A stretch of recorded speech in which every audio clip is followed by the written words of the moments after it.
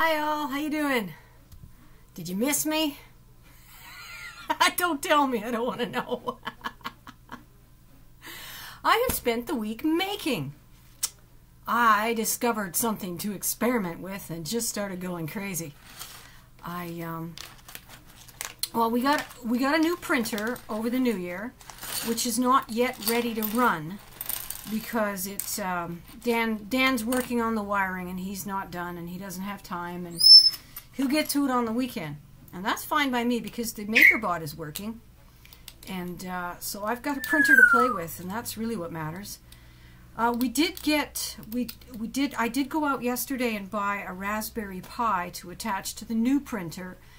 The Raspberry Pi with Octoprint installed on it allows us to use the new printer with Wi-Fi over the network the way we do the Makerbot. So it, in theory, should save us a little bit of running back and forth. Mind you, right now we're having serious issues, and I think it's the router, and that's Dan's province, because I can't seem to connect to anything that's on Wi-Fi. Now, if we hardwire the Raspberry Pi to the network, I can use the Octoprint, but that means getting another wire and running it to the router from the printer, which is not nearly as convenient as Wi-Fi. But anyways, it was kind of fun fooling around with the Raspberry Pi. I'd like to get another one and learn a little more. But I've decided that even though they're like $70 is pretty cheap, there's absolutely no point in buying one until I have decided, I want to do this, that, or the other thing with it. So I'm not going to buy a Raspberry Pi and then wait to see what I'll do with it. I mean, they upgrade those things constantly, so I'll wait until I have a use for one. So someone pointed out that he had painted filaments with Sharpie. I was looking at gradient filaments on the internet, and they're rare and they're not what I'm after. I wanted variegated colors in my filaments in my final print. I thought that would be really cool because I wanted it for these buttons for my my rainbow coat. I'm making a coat of many colors. Now, if I'm successful,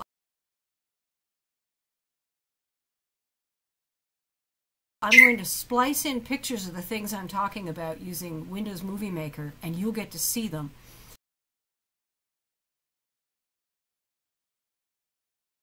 A lot of work coloring it in. So with the Sharpie markers, and these are not, oh heck, I don't even know what's Sharpie anymore. With the Sharpie markers, the biggest problem with that was that they were extremely slow to apply, because you've got to apply all of the different sides of the filament.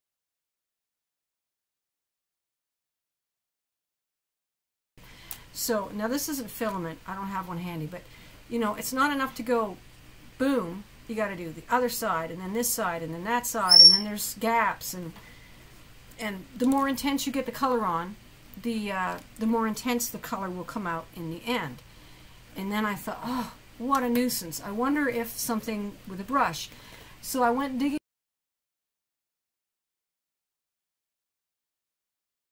through my art supplies, and I located this little box of calligraphy inks that I was taking. They're in these little tubes, and I would take out a tube and I would squeeze the end, and I'd get just a wee bit, and I'd dip a paintbrush in there, and then I'd paint that onto the filament. That wasn't bad. I didn't mind. I had some fights with filament. I finally set up a system where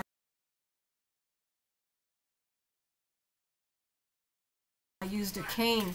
My cane, no, I don't walk with a cane, but I have on occasion in my life needed it.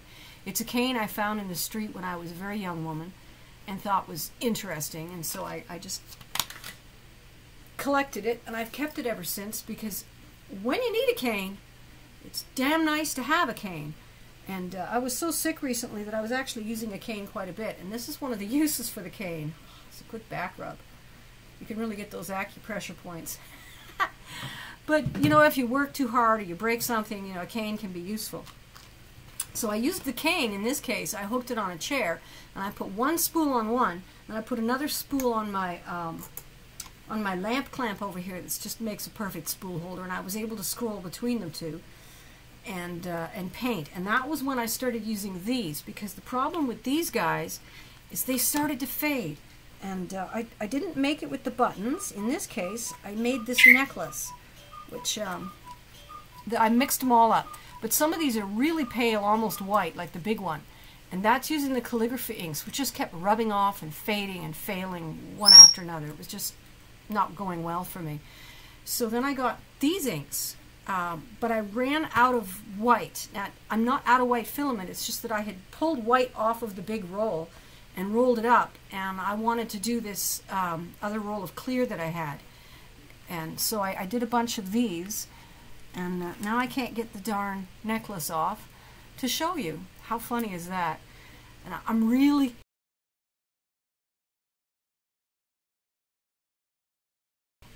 happy with the color level on these. Again, I've put complementary colors too close to each other, and I'm getting a lot of mud in the print result. But I made this awesome necklace, which actually I don't like chunky jewelry. I probably won't keep it. It'll probably be in my next giveaway, which is not in this video. I'm not ready. I just mailed a giveaway off, and so I figure it's not time yet. But you can really see some wonderful colors going on in here.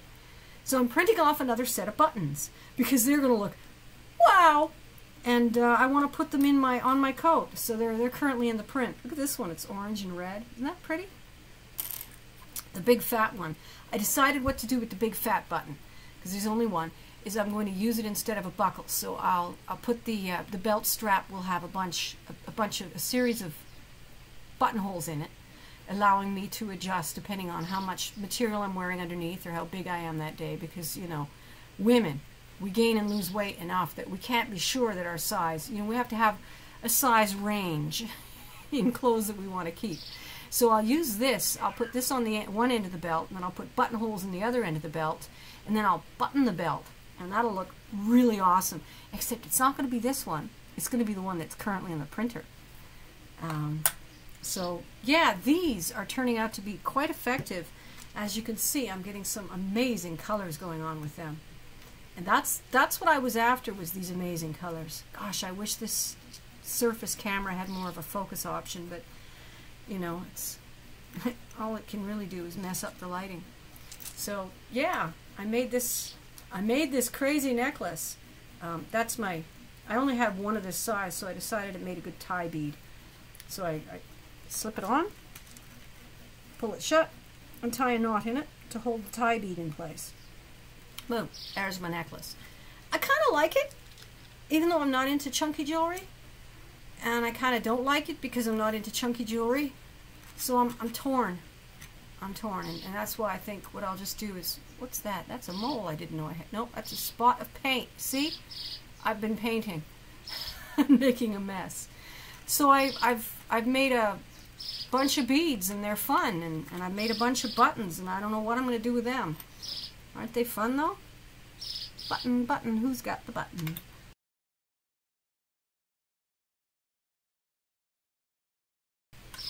In other news, has there been any other news? Well, it's been bitterly cold, so I just stayed home all week. I went out yesterday. It got up to -12, which I thought was reasonable.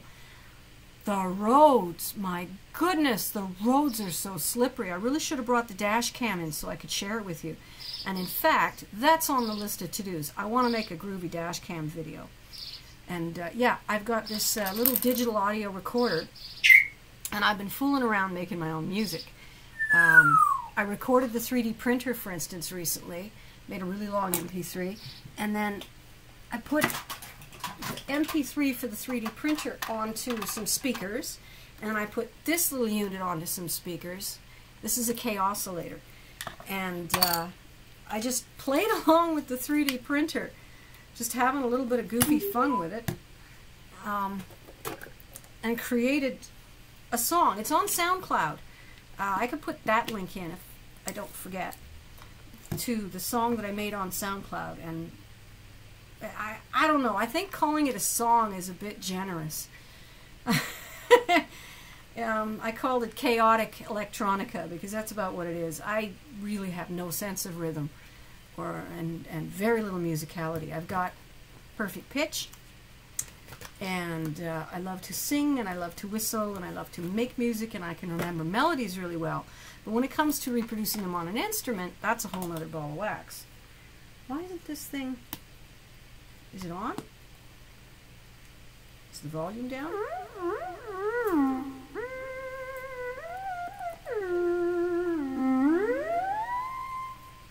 This thing's so much fun.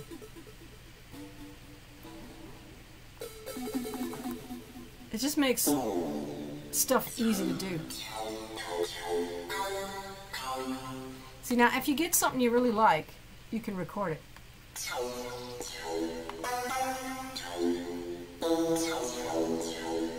And then it'll loop. And then you can play something else over top of it.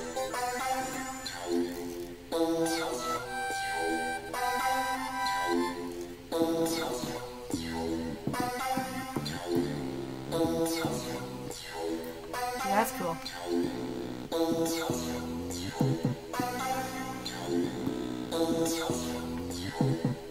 See, we built a song. It's that easy to play with. Now you find a good chord you like. See these little letters here, this is chord, the other one was bass, and that is synthesizer. It's just various crazy voices.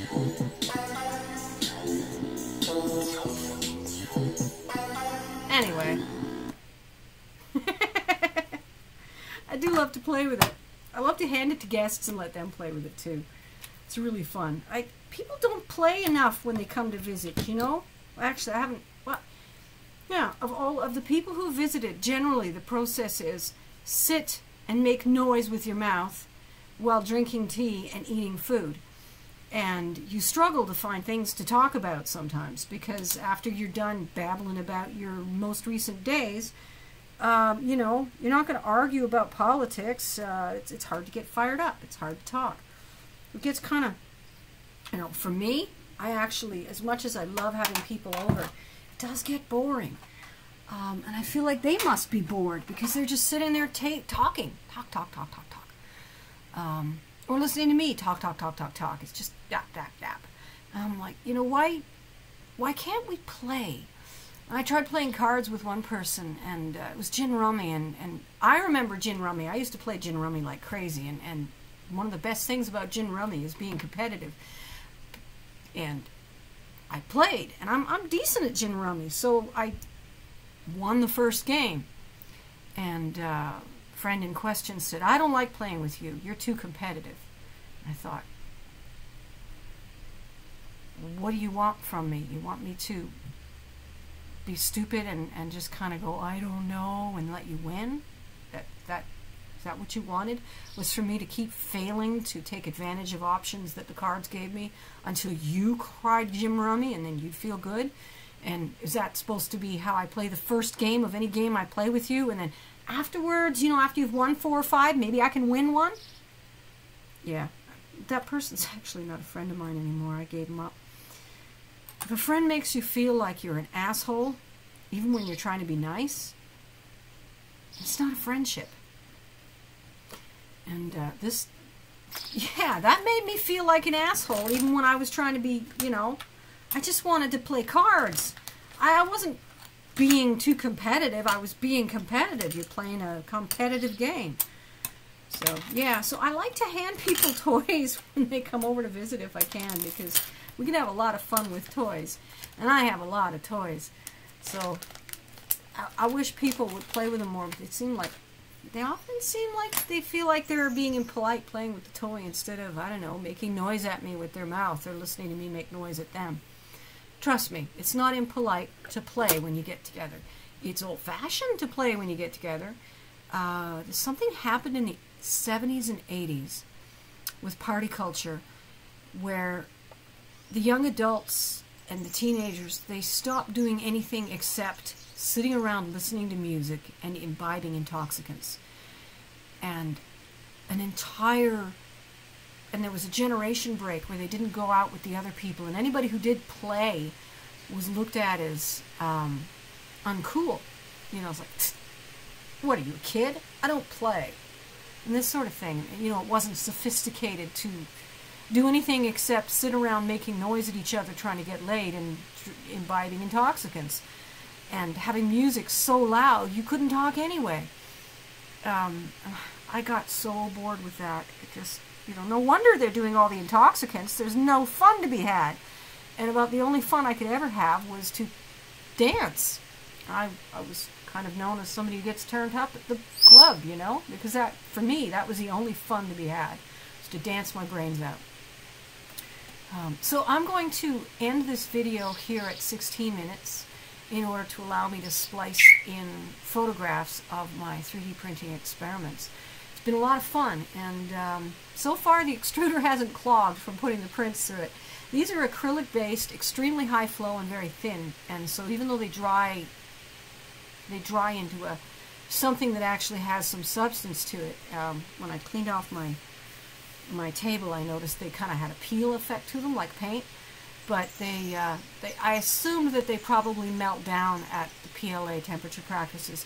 I haven't tried it on any other filament, just PLA. So if you're going to try this stuff, if you're watching along for that, your mileage may vary, and I'm not responsible for what happens to your extruder for putting foreign materials in it.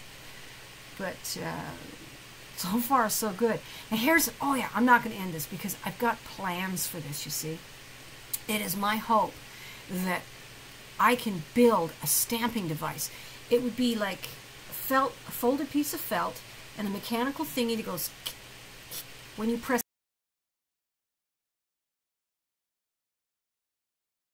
on a key. So,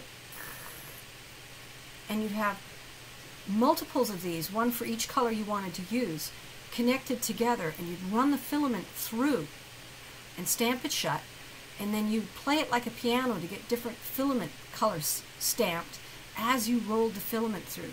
And then if that worked, you could then, I can't, maybe I can, you could then hook it up to a computer like a Raspberry Pi with mechanical switches to activate it instead of your fingers, and then give it a series of commands and say, print this color, this color, this color, and then eventually it would be possible to hook that sucker up in line with your printer and create deliberately colored prints. Not just this random color patterns, but actually go, you know, when we start printing the eyes, I want you to stamp this much of this one and this much of that one. So I don't know how far along in this project I'll get. I hope somebody else takes it up, but I would like to at least make the manual stamper to make stamping colors a lot easier, because then I could just roll between the two and maybe even set up a motorized roller on one. I've got an old projector in the ceiling. Maybe I could turn it into a scroller that would roll the spool from one spool to the other, allowing me to stamp the colors as I go. But I have noticed that the colors tend to get a little bit muddy. This yellow part here was actually yellow and purple, and it kind of turned into a pretty golden brown instead of the color I was after, which was yellow, purple variegation. So I need to do a lot more learning about how much, you know, how much of a gap should I leave to let the colors clean out, that kind of thing.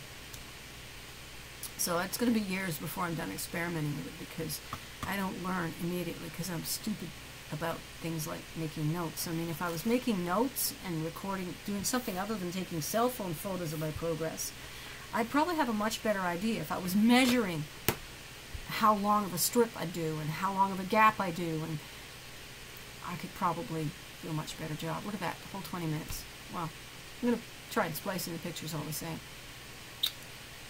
See ya.